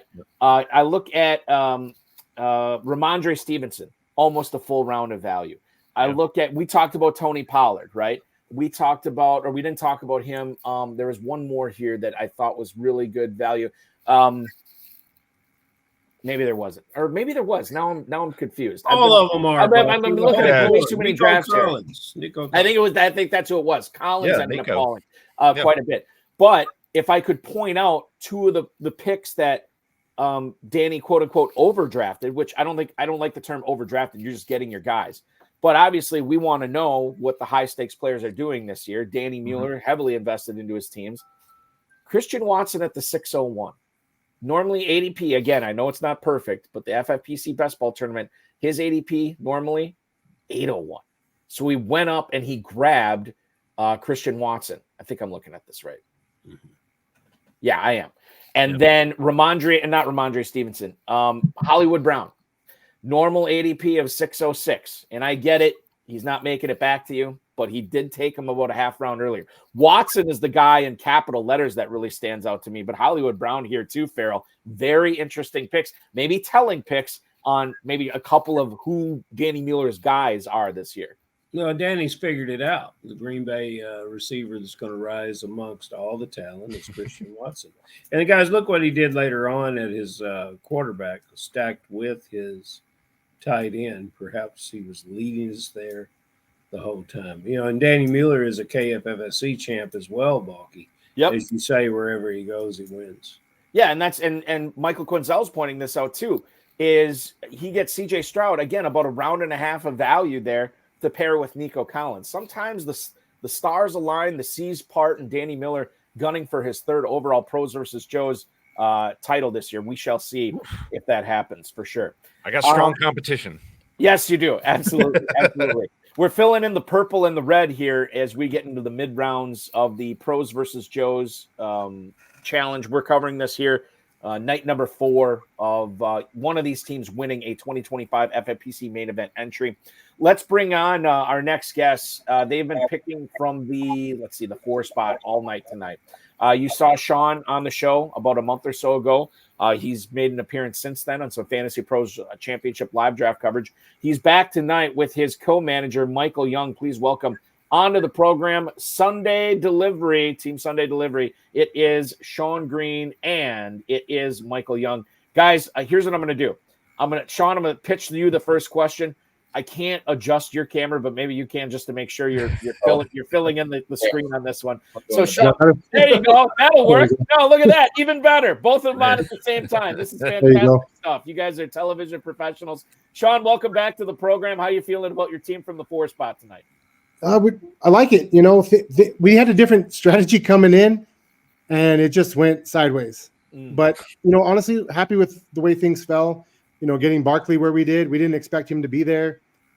We were actually thinking about triple tapping the tight ends, depending on who fell back, but just couldn't pass on the value of Barkley. We liked Ingram in the 3rd. There's been a few players that we've had our eye on that some people have taken. JJ, he's taken quite a few of our guys in this, but that's the beauty of this, you got to go get your guy and hope for the best here. So you talked about doing a different strategy, and Michael, I'll throw this one to you. Who are some of the players that you guys missed out on because you either got sniped or maybe the structure of your team changed as you went on and got deeper into this draft? Yeah, early on we thought about doing something kind of a little bit strange and out of ballpark. Just kind of going like really, really bully tight end early and just grabbing 3 of those top 10 guys. But the board didn't kind of fall that way, and we got Barkley, and so we just kind of changed strat a little bit. But as we've kind of went through the draft, there's been a couple of guys we've had our eye on, and it's a sharp room. Like they're not coming back. So it's one of those, if you see a guy, go get him because he's not coming back. It's interesting, Sean, but when you have the 4th pick, you kind of know what you're doing there, but you kind of don't because you don't know what the first 3 picks are going to be. What did you and Michael talk about doing in the first round? We actually saw the board, the first 3 picks falling the way that they did. I felt like Dan would take Bijan. And we had already settled. We had already settled in on Breece Hall, and in the second round, we thought we might be looking at Mark Andrews or something like that. Now you are on the clock. Oh, one sec, we're on the clock. Yeah, I'm going to let you guys talk this out. Here is Sunday Delivery on the clock here at 15:04. Don't make it back. No, I don't even know. I don't know. Yeah, at this point. Yeah, we're just gonna do it. Yeah, it's fine. All right, not a sexy pick, but you get your second quarterback, Daniel Jones. I mean, he's got the weapons with Wan'Dale, Slayton, obviously Malik Neighbors. If he can stay healthy, he still has a little bit of rushing upside, and hopefully we don't have to depend on him. Mm-hmm. We got Dak, so. And the other thing, too, little cheap stack here. Wan'Dale Robinson on the 14th and Daniel Jones on the 15th. We were targeting Will Levis, but JJ sniped him from us. Right. Anybody we look at on the board, like, oh, this guy gone. Yeah. This guy gone. Like, oh. How much was the Evan Engram pick in the 3rd round influenced by seeing, whatever it was, 6 tight ends off the board at that point? Yeah, well, we actually like, especially in this format, Ingram. We think that offense is just going to take a leap forward. They got BTJ and they got Gabe Davis, and they're going to stretch the field. And we think Kirk and Ingram are still just going to eat in that middle of the field. So we still see a really high target share for him, and he could replicate something similar to what he did last year. So we were if him and Pitts were on the board, we were actually going to take him over Pitts anyways. So when Pitts went, it was like, all right, that's fine. And then you knew, obviously. Yeah, he made it easy for us. Let's talk about that 1209 pick, Jaleel McLaughlin. Maybe the most talked about backfield over the last week in fantasy football has been that Denver one. Javonte Williams ended up going to Mauricio Gutierrez at the 10:02 tonight. You guys get McLaughlin at the 12:09. Sean, I'll throw this one to you. How excited were you about that pick? honestly, that was a guy that I really liked. We talked about it and we both agreed on that. Historically, the Joe Lombardi, Sean Payton offense, they throw the ball to running backs. And, obviously we know Javonte can catch the ball. He seems like he's healthy now in camp, and, there's a lot of hype surrounding him, but McLaughlin, he's not going away. He has a role in that offense. And I think he's going to catch passes. And in this format, just like we targeted Jalen Warren earlier over Najee, when you had me on the stream a month ago, we talked about that. Yep. I kind of leaned Najee, but when we had Barkley and Brees, we felt like we're getting the pass catching from Jalen Warren. And then again with Jaleel McLaughlin. In the next round, we took Ray Davis, who might get some goal line work. I don't know what his role is going to be, but there's a lot of steam about him as well. Obviously, we know Cook's the guy in their backfield, but I'm optimistic with Ray Davis. Yeah, we're trying to target guys with contingent upside right there. That's you kind of swing for the fences. They're going to have a standalone role. And then if something happens to the starter or whatever, you could see some really big spike weeks from them. Right. Michael, I know that one of Farrell's favorite picks for you guys tonight was Joshua Palmer at the 1104. Not necessarily contingent upside. We heard the argument from the Pretty in Pink guys in the first hour tonight about Ladd McConkey, but we can't forget about Joshua Palmer, can we? No. Yeah. He's one of the guys. He's going to be on the field. He's going to be catching passes. They're going to throw more than what people are, it's not 1920 anymore. You can't just get away with the ball 17,000 times. So they're going to have some pass volume, and he's going to be one of the guys who's going to be out there in 2 wide receiver sets, and he's one of the only ones on the team that has rapport with Herbert coming back this year anyway. So we like that pick and that value in that round. Yeah, I was thinking about that guys earlier. Wouldn't it just blow everyone's mind if they rolled out in week 1 and threw the ball 40 times? Would you even be surprised, honestly? No. Harbaugh likes to play those games. Yes. We're going to run the ball, and he comes out and throws it 30 times. It could happen. It could happen for sure. And one of the things that has happened tonight, and guys have been waiting for this to happen, and then finally we get some separation in the Pittsburgh backfield, and it's not Najee Harris going first tonight. It's Jalen Warren going at the 809. To you guys, Najee Harris ends up going at the 906 tonight. But clearly, Sean, you guys like Jalen Warren better than Najee Harris. Why do fantasy players continue? I mean, it's just like Harris's ADP is always higher, yet everybody I talk to likes Warren better. You guys matched it up with what you did in the draft tonight, taking him over Harris. Yeah, that was one of those things where it was like, who do we want? We actually did consider taking both of them at the turn, but we're like, we don't want to invest that much. We need a quarterback. And you never know how these rooms are going to fall. And we've seen how, we were hoping Herbert would make it back to us to get a little stack with Palmer. So it was just, for us, we liked Warren because of the pass catching ability. And I think he's going to get rushing work as well, but he's going to be their primary pass catcher. And that was something we really liked because we have Barkley and we have Brees Hall, who are 2 locked in, 3 down backs. Mm-hmm. Addison, Michael, no concern with the suspension, or do you guys feel like, okay, at the 10:09, it doesn't matter if he gets suspended or not? We like that pick there. Yeah, that was clearly a value pick. It's like when it's that late, even if he does get suspended, I was looking at some of the Twitter lawyers, if you will, and there's some language in the CBA that it's like, it's going to probably be a 3-game. It's just win, and in the round 10, with Hawkinson missing the first part of the year, he's going to be second on the team in targets right away. And, O'Connell likes to air that ball out a lot. Mm-hmm. So, between him and Rashee Rice, it's like we probably have the riskiest wide receiver room here. But, we're swinging for the fences. But that's what you have to do, right? Because if even if one of those guys pans out, all of a sudden you have a leg up on a lot of other people in the league. You guys are on deck here right now. I'm going to have you make this pick on the air. Prescott and Daniel Jones are the quarterbacks for Sunday delivery. You're looking at Brees Hall, Saquon Barkley, Jalen Warren, Jaleel McLaughlin, and Ray Davis at running back. Receivers are Zay Flowers, Ridley, Rashee Rice, Addison, Joshua Palmer, Wan'Dale Robinson, and Evan Engram and Jake Ferguson are the tight ends. Go ahead and talk through it, guys. Who's going to be the pick at 1609 for you? Go back to receivers. That's a good question. That's what we're trying to figure out. I feel like sometimes when I have players on the clock, I should switch to my PGA voice. Like, they're at 1609 here. All right, pull out about a 3-iron. You're looking at the wide receivers, but it's a rookie receiver that you guys decided on here, and a player who's reunited with his college quarterback in Troy Franklin. They have the chemistry, from college, and who knows in that Denver offense? I mean, again, Sean Payton obviously wasn't a fan of Russell Wilson, and Bo Nix was his guy. Even before the draft, they were talking about it. And then they really, according to the press conferences and all the stuff I've read, they really liked Troy Franklin, and they felt like they got a good value on him in round 4, I think it was. So it's like, at this point, let's take a shot, get a rookie. You never know. You never know who's going to hit. And late round, late in the season as well, he might hit.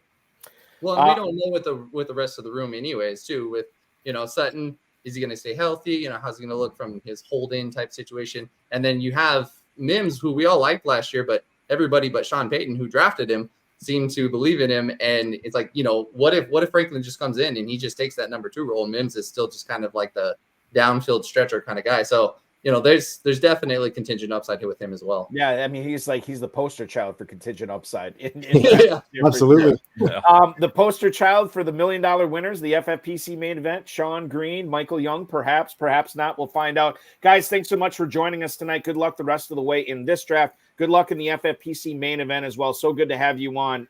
Thanks so much. We'll talk to you again soon. Appreciate it. We'll see you guys in Vegas. Thanks, you got it. See you in Vegas. Absolutely. That is Sean Green and Michael Young. By the way, you can follow Sean on the X at _green_1. That's THA_green_1. We are powering, going through the 17th round of the draft right now. And I think that it's oftentimes I like to look back on interesting starts, Brandon, in these drafts to see how these teams are filling in the cracks. I think we haven't talked about the stack hunters tonight too much, Dan Williamson and Bradley Stalder, but you look at their squad, running back right away. Then they start hitting the receivers. What do you make of how they filled in the running back cracks with Lloyd, Chandler, and Herbert now? Well, that's kind of the thing. You have to start. And Allen. Yeah, you have to kind of really start digging into the position a little bit. The longer you wait, especially at the running back position, you're going to get in a position where you're starting to get in guys that are going to be on the other side of a split in the backfield. So it's kind of like upside hunting to a degree there. So you're really more or less, you're hoping that the wide receivers and their tight end that you have in the room there is really kind of helping to propel your team forward. But when you're getting a guy like Marshawn Lloyd, supreme amount of upside there. You don't hear anything but positive reviews coming out of Green Bay in that camp with Marshawn Lloyd and what they're expecting out of him this year. But then Ty Chandler's a guy that's really gotten forgotten about in the Minnesota Vikings backfield. Performed well down the stretch last year. Obviously, they bring in Aaron Jones in free agency, and everyone's expecting that he's going to be the bell cow in the backfield there, but that's strictly not going to be the case with Aaron Jones. Ty Chandler is going to mix in, and Ty Chandler is going to get used, and I think that's a solid pick, especially this late in the 11th round, getting a guy like that. Yeah, I'm with you on the Jones Chandler thing too. I think I'm much more likely to choose Ty Chandler in drafts this year than I am Aaron Jones, just because of the draft capital investment. Farrell, one of the things, and you know this over the years too, one of the things I always look forward to, and this is not a dig on Jeff Mans, it's not, but one of the things I always look forward to is to seeing how his pros versus Joe's team turns out. If there is one pro that has always embodied getting your guys in this format year after year, it's been Jeff Mans.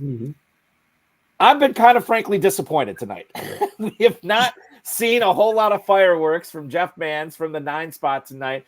I don't know if it's a case where he's playing ADP a little bit more than he normally does. He is still getting guys overvalued, to a certain point, but none of these where it's like 2 or 3 rounds ahead of where they normally go. It's been a very lucid, very quiet draft from Jeff Mans tonight, but I do think he's put together a pretty solid roster from the 9 spot. Farrell, what do you make of Jeff's team 17 rounds in? Excuse me. See, Brandon, that's what happens when you don't get Ty Chandler on your team. Balky just immediately goes for you. He says there's no Ty Chandler.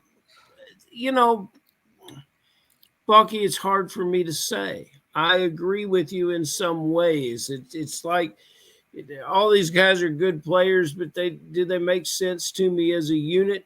And we had one of the guys earlier say, well, you love your team when the draft's over. Everybody loves their team. No, right. I've drafted some teams that I've absolutely had great disgust for, and they've done better than some that I really, really like. So it's hard. It's just really hard to say within the format of the FFPC. And earlier we talked about, that some of the Joes were not familiar with the FFPC. Well, what the hell are they doing over here? You got to get, that's the first thing. If the guy's running, the guy's never played fantasy football, he's going to say, well, what are the rules? So Right. you got to know the rules.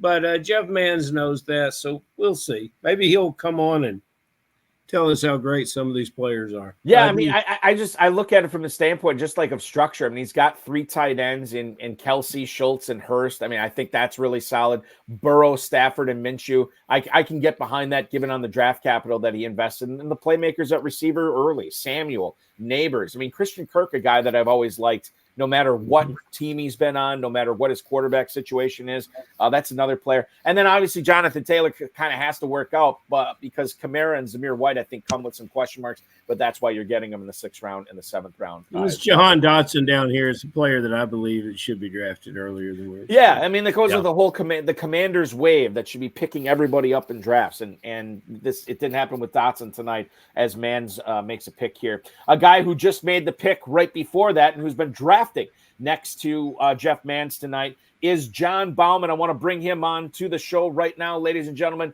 from the 10 slot of tonight's draft. It is John Bauman joining the program right now. John Bauman, who's drafting this team with Gordon Chappell. Did I get Gordon's last name right, John? Is it Chappell? Yeah, you did. Okay, good.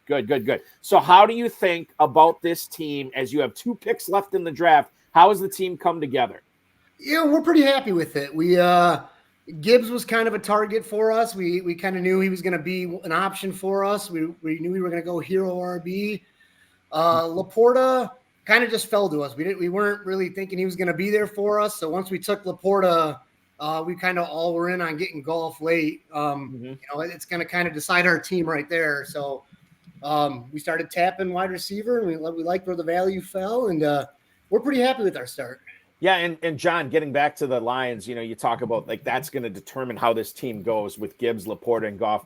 Well, that's a pretty good offense to be in business with. So if it depends upon those 3 guys, that's kind of a good way to do it. Yeah, Gordy's a big Lions fan. I'm a Bears fan, so it was I had to put my personal feelings aside a little bit, but that's what we said. We love golf, indoor. It's like 14 dome games this year. Right.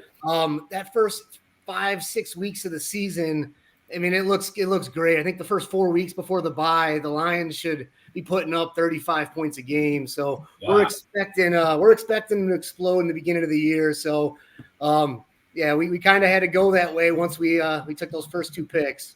So, you being a Bears fan and Gordy being a Lions fan, you guys could kind of broke bread together with the DeAndre Swift pick at 803, somebody that you guys could both get behind, given that he's worn both those colors. How do you feel about the Swift pick as running back 23 tonight on your squad?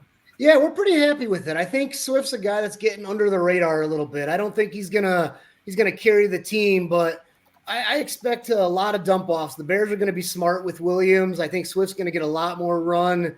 I'm a big believer of following the money, and they paid him, so they want to turn on that investment. So they paid him. I think he's going to get a lot of dump offs and catches as being a playmaker. He's not really your true dynamic running back, but he's a playmaker, and I think the Bears are going to put the ball in his hand, and I think he's just going to give us a lot of those PPR points. I think that and Farrell will chime in on this too.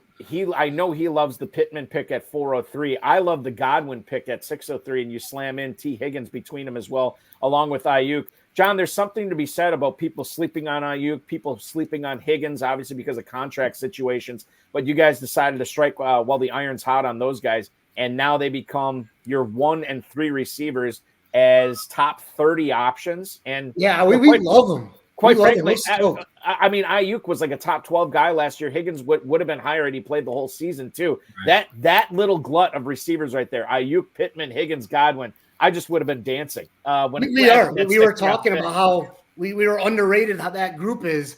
Ayuk, once again, he wants to get paid. Money's a motivator, and I think he's going to have an outstanding year. Pittman, he wants to make that next level and be a guy that everyone talks about in that elite tier. He's had weeks to do it, but I think he's motivated to put there. And Godwin, I think he had 2 touchdowns last year, moving back to the slot. I don't see a world that Godwin doesn't throw up 6-7 touchdowns this year. We're stoked that they fell to us right there. I think that it's an elite receiving group, especially not even starting that to the third round.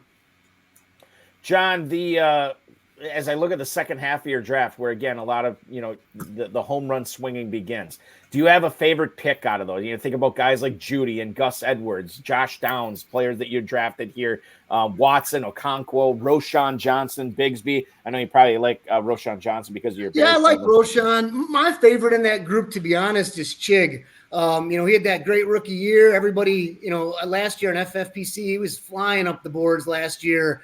And I just have this gut feeling this is going to be his year. He had a lot of big plays last year, a lot of missed opportunities where, it just didn't connect. That would have been 50-yard touchdowns. His year last year could have really been explosive if he could have connected on a couple. So I really could see Chig being a guy that provides a few big plays. Tank, I see some touchdowns happening for him this year. I think they're going to be smarter. They want to be a playoff team. They're not going to try to eat up ETN a lot. He's a smaller guy. So I see some touchdown upside for Bigsby as well. And once again, swinging for the fences. So we're pretty happy with that. I also think, I don't think this is necessarily a swing for the fences type guy, but Freiermuth is the tight end 12 at the 7-10. That's another guy, proven player coming off a down year. That could be a nice value for you guys too. Yeah, we love that one too. Gordy was really high. He was a guy that he's really high on. Being a Bears fan, Fields likes the tight ends, and I think Fields is going to get in there, and I could really see a lot of action to Freiermuth. He had another guy that had that great rookie year and was kind of up and down last year, some injuries. He's a guy that wants to play for some money as well. So I could see a big year for him. You guys are going to be on the clock shortly. You're on deck right now. Just to reiterate the draft so far, the team construction so far for John Bauman and his co-manager from the 10 spot tonight, Gordon Chappell. You're looking at Jahmyr Gibbs, Swift, Brian Robinson, Gus Edwards, Roschon Johnson, Tank Bigsby in the backfield. Wide receivers are Ayuk, Pittman, Higgins, Godwin, Judy, Downs, and Chark. Tight ends, Laporta, Freiermuth, Okonkwo, and then the quarterbacks are Goff and Watson. John, what are you and Gordy discussing now? We're trying to figure that one out right now. We're just looking for any kind of upside play. I think we're going to tap a wide receiver here. We're just looking for a guy who can get loose and provide a few big plays for us. If we have to rely on these guys to win the league, I think we might be in trouble. Right. Yeah, you should never have to rely on it, but oftentimes players will come through and be big time, performers for the squad that can carry you up. But yeah, you're right. You never want to count on them here. So the pick, 10 seconds to go here. The pick at we're going to go Rondell Moore. Rondell Moore. All right. Yeah, I think he's a guy that could, maybe provide a big play or two. A guy who's been providing big plays for us this entire interview, John Bauman. Very good stuff tonight, my friend. Good luck. Enjoy the last remaining round of this. Yeah, this has been fun. I look forward to hopefully seeing some of these faces in Vegas. Absolutely, for sure. We will see you out there, my friend. Good luck winning the main event this year too. Hey, appreciate it. You guys take care. Yeah, you take care as well. John Bauman drafting with Gordy Chappell from the 10 spot tonight, taking Rondell Moore live on there. Merch, it's one of those things where it's like, if we're right about the Falcons or if fantasy, big fantasy is right about the Falcons, Moore is an excellent 19th round pick in a best ball competition. Yeah, I mean, that wide receiver 2 spot really is kind of wide open down there with Atlanta right now. Obviously, a lot of people were pointing to Drake London being a high value target there, as well as Kyle Pitts. A lot of is to be expected from those two guys. But outside of that, you've got Darnell Mooney. He's had a 1,000-yard receiving season under his belt before. But Rondell Moore's a guy that's just never really been truly utilized to his capabilities. And, get him there in Atlanta, find some creative ways to get him the ball. And I think there's a little bit of upside there. But really going and looking at this team, my favorite pick, y'all talked about Freiermuth there.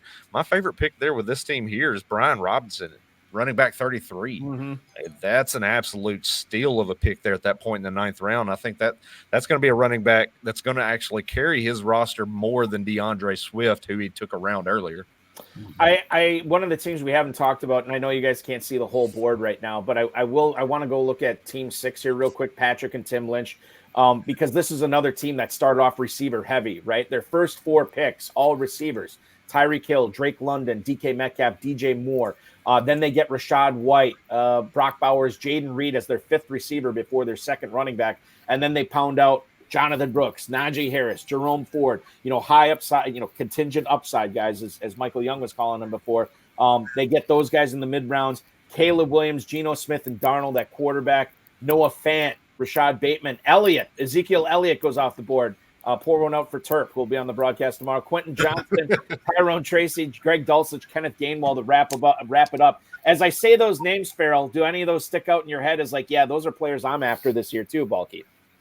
Yeah, and you start going receivers and you marry into that philosophy and they look really good. And then you're just consistently playing catch up. If I'm going to start heavy in any one position, it's going to be running backs. And then I'm going to, because I see a lot of receivers down there. This team could be as competitive as any of these others. But, they get on a roll. Sometimes I think you get a little carried away with yourself. Did they start with 5 receivers? They started with 4, but they did take their 5th receiver before their 2nd running back. Yeah, exactly. Yep. And it's just a little bit overkill, guys. But you know what? That's why we play the games. That's why we play the games, indeed. Exactly. Mert, as we're only 2 picks away from being done, is there a player or a pick tonight? I mean, I know you just talked about how you were a big fan of the Brian Robinson pick at running back 33 at the 9-10 tonight. Is there anything else that stood out to you? I mean, I know we were talking about the tight ends that how fast they were going, and Bob Lung really pushed it at the 208 with Kyle Pitts. Anything else that stood out to you from this draft as far as trends or picks go? One that we really didn't touch on in too much detail was over there with Team 4, Sean Green and them, Rashee Rice at wide receiver 42. Yeah. That's another situation right now that it's fluid, because I mentioned it on Twitter earlier this week. It's really gotten to the point with Rashee Rice where I'm not expecting to see a suspension levied at this point. It's gotten too close to the season. You're not hearing anything, and the NFL's been really, really kind of prompt as far as their response that they're going to let the legal process play out. And that's that at this point where Rashee Rice is being pushed out until December at the earliest. And at that point, you're playing through the entire season, and you're getting him at wide receiver 42, a guy that even, if you have him on the field for 15, 16 games, he's likely to put up top 24 numbers at the wide receiver position, and you're getting him that late after starting off a little heavier at other positions. That's an amazing pick to get that late, especially in best ball format, where you have that flexibility to kind of wait on these guys to come in and play for your squad. And Michael Young was talking about that too with Rice and Addison. If those guys don't get suspended, boom, that's already built-in value right there. And you don't need the contingent upside, right? Because those guys should play big roles on their teams from the get-go. They don't need somebody to get hurt. If they do, if it happens, then great. But if it doesn't, they're still going to be significant. We have wrapped up Mr. Irrelevant tonight. Josh Hayes, Josh Hayes is not irrelevant, but Josh still Hayes picking on Josh. Yeah, I'm not still got him. He takes Eric Gray tonight as Mr. Irrelevant at the 2012. Brandon, I'd ask you what you think about Josh's draft, but I know there's going to be no Rotoballer on Rotoballer crime tonight. You probably loved it. Well, no, I won't go that far, actually. All right, somewhere in the middle. Here we go.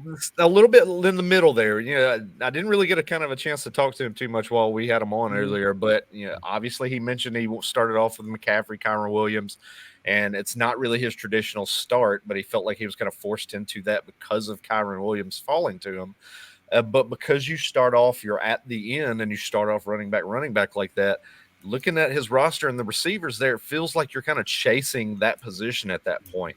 You're behind the curve as far as getting guys, and you're going to have to reach to fill that roster spot. And I think that's what he kind of had to do in certain spots.